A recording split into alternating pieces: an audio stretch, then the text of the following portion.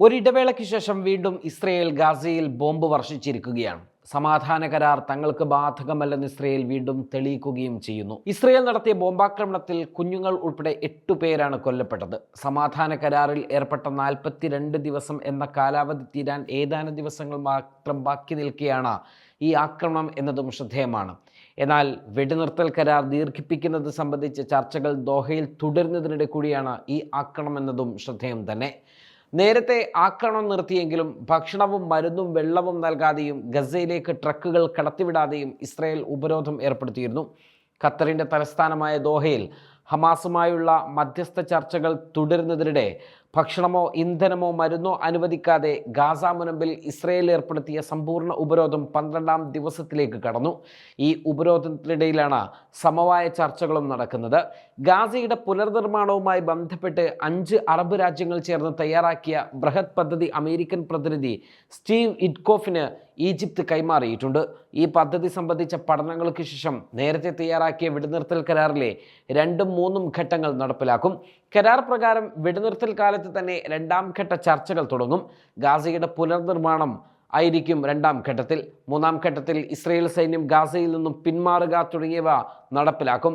അതിനിടെ വിപ്ലവകരമായ മറ്റൊരു പ്രധാന കാര്യവും കൂടി ഗസയുമായി ബന്ധപ്പെട്ട് നടന്നു.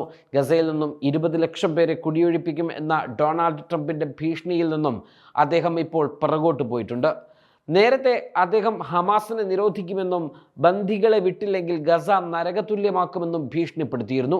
എന്നാൽ ഇതിൽ പരം എന്ത് നരകം ഭൂമി ലോകത്തെന്ന് മറുപടി നൽകിയ ഹമാസ് കരാർ പ്രകാരമുള്ള കാര്യത്തിലേക്ക് കടക്കുകയായിരുന്നു. വൈറ്റ് ഹൗസിൽ അയർലൻഡിൻ്റെ തവോയിസച്ച് മൈക്കൻ മാർട്ടിനുമായി നടത്തിയ കൂടിക്കാഴ്ചയിൽ ഒരു ചോദ്യത്തിന് മറുപടിയായി ആരും ഗസയിൽ നിന്ന് ഒരു ഫലസ്തീനിയെയും പുറത്താക്കുന്നില്ല എന്നായിരുന്നു ട്രംപിൻ്റെ മറുപടി.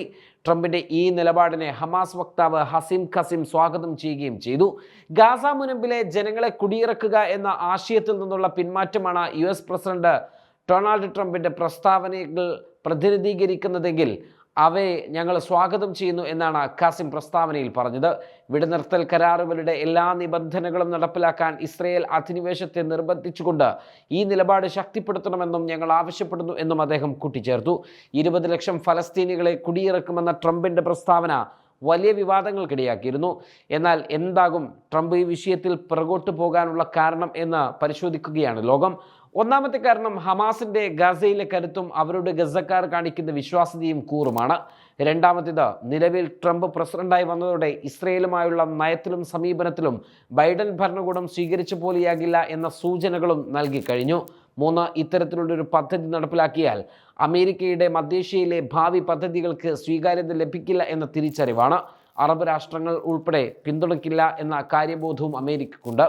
മറ്റൊന്ന്, വിവിധ രാജ്യങ്ങളും അന്താരാഷ്ട്ര ഏജൻസികളും ഈ വിഷയത്തിൽ എതിർപ്പറിയിച്ചതുമാണ്. ഇതൊക്കെയാണ് ട്രംപ് മലക്കം മറിയുന്നതിൻ്റെ പ്രധാനപ്പെട്ട കാരണം. ഇസ്രയേൽ സമാധാന കരാറിനോട് കാണിക്കുന്ന വിമുഖതയെ ലോകരാജ്യങ്ങളിൽ പലരും അംഗീകരിക്കുന്നില്ല. എന്നിരുന്നാലും അമേരിക്ക ഇപ്പോൾ കാണിക്കുന്ന നിലപാടുകളിൽ മറ്റു മേഖലകളിലേക്ക് കൂടി എത്തുമ്പോൾ എങ്ങനെ ഫലസ്തീൻ വിഷയം കൈകാര്യം ചെയ്യുമെന്ന് കണ്ടറിയേണ്ടതുണ്ട്.